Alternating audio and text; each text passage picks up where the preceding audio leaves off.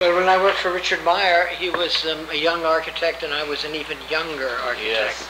Okay. So I didn't work so long, but I worked on a couple of house projects that worked on finishing one that was a huge renovation he was doing in New Jersey.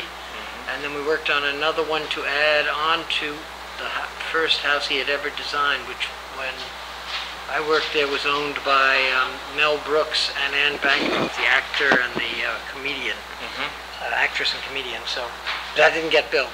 Then there was no more work, so I didn't work there anymore. And I had a chance to do a house on my own, and I did that. And since then, I worked for the city of New York for a while when doing urban design and housing, and basically that. But since then, I've been on my own. Nice. Well, at that time, no, not so easy, because when you begin, everybody wants to do everything, and I wanted to design the buildings, and I wanted John Hegman to do everything else that I didn't want to do, and he didn't quite want to do that. But now, and I'm a very different stage of my career, we are a partnership here, and we have 5 partners in all, but I'm the partner of partners. I didn't work for Paul Rudolph. No, he was my teacher. Yes. Yale. Yes. And I learned a lot from him. Yes, his style was very different from mine, but his sense of space, I hope, is something that I have managed to learn and carry on in my own way. I admire that very much. Well, if we mean postmodernism as a style, then I'm not interested in it.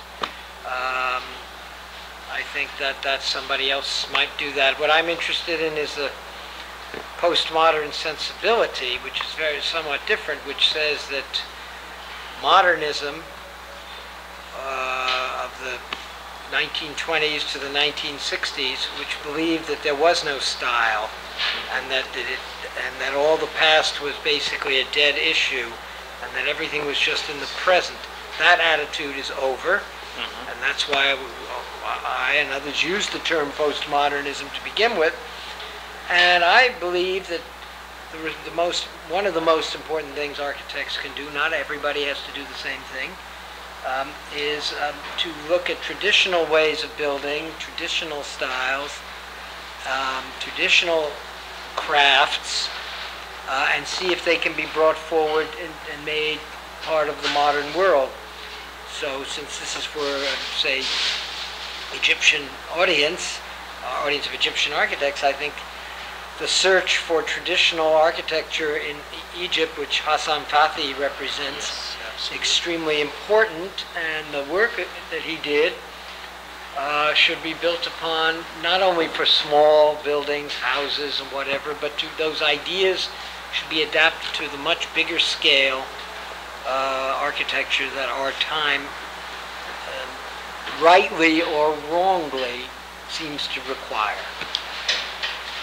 Well, I think that many different people do different things. I think that there is no one style. I mean, that's the fabulous thing about our present. I mean, what is postmodernism? If it's, say, the kind of thing you do, well, that's one way of going about it, but I think that maybe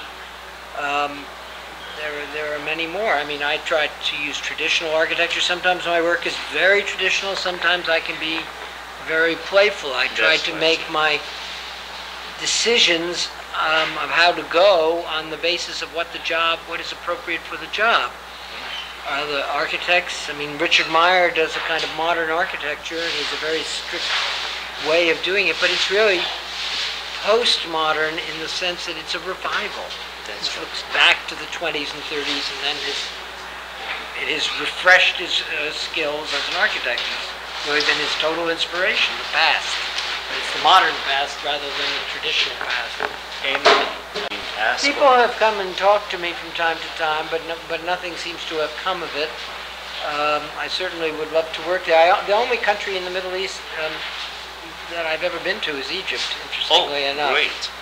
I haven't even been to Greece. I was there, well, I would say 1987, something like that. I went to see the big sites, to see, great pleasure to see the pyramids, to go down the Nile, I saw most everything I wanted to see except Abu Simbel. I couldn't get see. down to Abu Simbel, which I regret. Well, at least And I saw the mosques in Cairo. I thought the mosques were fantastic, Yes. and in a way, not more interesting than the pyramids, but yes. as interesting in their own Different way. style. Yes, I mean everything was too rushed. I never leave enough time to see everything properly, but I did. Well, it was a pretty good selection in retrospect, and I haven't looked at it in years myself. But Richard Meyer was under 40, Charles Gwathmey, Robert Venturi, Hugh Hardy. I can't remember if Michael Graves is in there, but I'm almost certain he is, with Peter Eisenman. And on, Charles Moore was still under 40. They were just under 40 at the time. People like Venturi and Moore. And then I was the youngest. Of course, I always put myself in these things. What's the fun of doing it? Yeah. And I was the youngest architect, and I was then maybe 1966. I was 20. I can't remember, but I was born in 1939. You can do your own mathematics. Okay. But no, there were lots, and there were other architects whose names at the moment escaped me. So there were lots of interesting. Stanley Tigerman was in it. Oh, I'm sure. I think. Yeah. Already. It wasn't something that anybody suggested or whatever. It's something I wanted to do. Yes. I see. I always was very interested in buildings, and particularly, I mean, always interested, and I carry that interest in the architecture of New York and Yes. the kinds of buildings we have, how they got to be that way. I mean, I'm interested in them both as buildings and in their history. Oh, Pride of Place is very. It's one of those stories. It's a once-in-a-lifetime story. Yes. But I was running a project for Columbia University, and we were trying to raise money for it. And I went to a man named Herb Schmertz, Schmertz, if you need to know. Yes. Who was at Mobil Oil Company. He was the man who was in charge of all kinds of things, including their television program, which is very very extensive in the United States, at least. Probably you see them in Canada as well. Yes. And we wanted him to give some money for this architecture project at Columbia, and he had said no, he wasn't interested, and that wasn't in the line of their gifts. But he said, I have an idea which I would like to try out on you. And he said, I think that we've not done enough. The television, educational television has covered virtually every subject known to man, but never has done anything with architecture. Yes. I agreed. And he said, we talked some more, and I suggested 2 or 3 people I thought could help do that. He said, no, I want you to do it. So he gave me some money, practically shoved it in my hands, and said, go write a proposal. I wrote the proposal. He said, okay, we'll make the series. So that's how I did it. I mean, of historical architects, I think those 2 architects earliest on, in my most formative period, inspired me. Sohn, because, well, in a way, Sohn, with his free classical approach and his great spatial ideas, particularly in his own house, where he really allowed himself to play, shall we say, made it possible in my mind, I think, to take the lessons of Rudolph, who was also trying to make a very free space, but who did it with very crude materials usually, and chaotic sometimes form making, and take that spatial idea and see it in a much more refined and fundamentally classical way. In the case of Lutyens, of course, I love houses and gardens, and his mastery of houses and gardens, and his ability to also work with great skill at the scale of a house and also at the scale of great public buildings, India and so forth. And his ability in India, in New Delhi, to take the Western classical tradition and marry it to the local forms of Mughal architecture, to make something that is Western, or shall we say international, because it's classical and classicism is international, and yet very specifically Indian. Yes. So he really made something that very few architects have achieved, which is to make something very specific to a culture that was quite foreign to him, and yet it's embraced by the local people. The Indians now use it for their, it's not a British building anymore, it's an Indian building, and the president, the prime minister lives there, and yet something that is totally understood by anybody from almost virtually all around the world. So it's a great accomplishment. And also it has beautiful handling of gardens and light, fountains, water, shadow. It's a fantastic building. Well, I think the crusade, I get nervous about crusades. Yes. I think he has a very, he makes a point that has been made before, but when someone of his visibility and the power he has, both by his office and the funds he can put beyond, makes it, it's very important. And I think he's saying very important things. I think most modern building is rather second-rate. And the problem in our time, 20th century, is that second-rate buildings are built out of very shoddy materials with very flashy effects. There was a lot of second-rate building from history, but they were usually built very simply, very, brick, dried mud, I don't care what you use, built very carefully by someone. Took a little time and a little craftsmanship, and the buildings just go into the background, and they make the wonderful towns that we know all around the world, traditional towns. In our time, we haven't been able to do that. We make rather shoddy things, too flashy, too much chromium, too much bright lights, too many plastics and so forth that don't wear well, and so he makes so many wonderful points.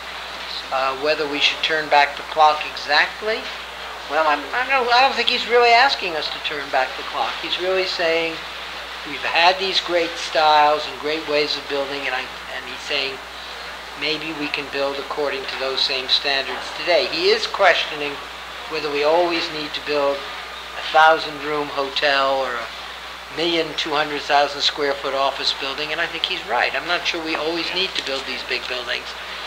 We do them for our vanity, but maybe we should build pyramids just for sacred objects, and then have the rest be more modest. Yes, it was for an exhibition. I see. Yeah, which Stanley Tigerman organized it, and he asked lots of different architects. He said, supposing the Chicago Tribune competition, which had been held in 1921, was held again, what would you do? And it was a way to critique contemporary architecture, and at the time, most contemporary office buildings, in particular, were big boxes. Maybe they were mirror glass, maybe they were not mirror glass, but they were just glass boxes, one kind or another. It was meant to, I'm glad you do, but it also, I think, made a contribution. I think it's now more than 10 years ago that was done. I can't even remember the date, but maybe almost 15. It really set out the agenda for many of the so-called postmodern skyscrapers of the 1980s, to have a glorious top, to have some play on the surface, to have an extraordinary bottom, and also to say something about the people who are building it, not just to be an abstract box. So I think it's an important project. So any proposal for any high-rise buildings on the agenda now, like working? Well, we have a design for a major building in San Francisco, which at the moment the economy is not going forward, but which might go forward. For the Gap, it would be their headquarters building in San Francisco. Well, I've been pretty lucky over the years not do too much digging, but I would like to build in Asia, so because there's a lot of work there, of course, but also because it's a very interesting cultural situation. So I have been to Asia to talk to people about work. Who knows whether I will get any or not. But we built in Japan. Yes, built in Japan. I've seen that.